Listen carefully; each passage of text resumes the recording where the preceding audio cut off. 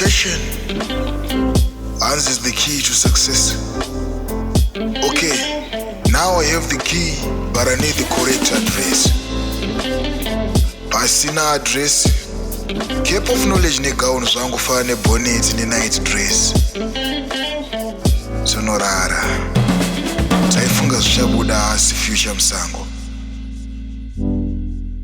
Ndichatsarisira siko zviri nani mudzidzo kana madzikoma akatungamira kare achijuru chamajuru nezvigonwe.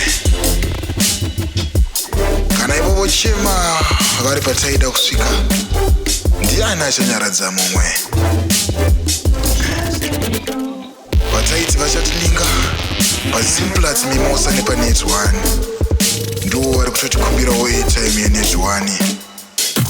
Dai ari ma2 taigovana, zvino aya ndo anonzi ma1.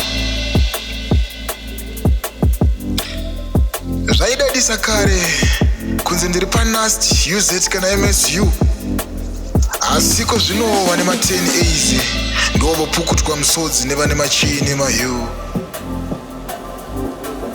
Ndotanyara kuvaudzwa kuti ndakagraduata ndine first class kana muklasi ndaiparticipata.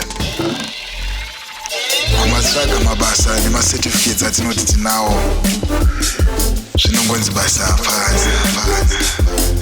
Future Musango. Kudada kwandaita ndichinzi ndawana nzvimbo kupembera sezvinonzi University Paradise. Kuvapfimba zvangu wasikana muruzevha, you are my assignment, my complete dissertation, my school ID, my proof of registration. Ndaita kuti zvaita mfunge. Future Musango. What about the promises I made?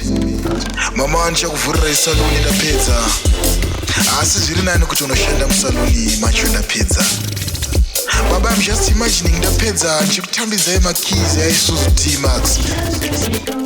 Mondiregerera zvengowo zvishuwo, dzimwe nzendo ndaifanira kutaura ndadzoka. Future Musango. Attachment ndakatoroverao kwandaisabhadharwa. Ndasiya ndaudza boys kuti ndichadzoka neBenz kana suits yegraduation ndaitoda kuodha kuFrance. Zvengowo zvishuwo. Marana makabatsira. Suit world. Aiwa. Ndaitoti ndapedza Monica ndichamubvisira dzinotsika. Asi nhamo ndo yakatsika kusvika umwe amubvisira dzinotsika. Bhaibhi rako rarohwa.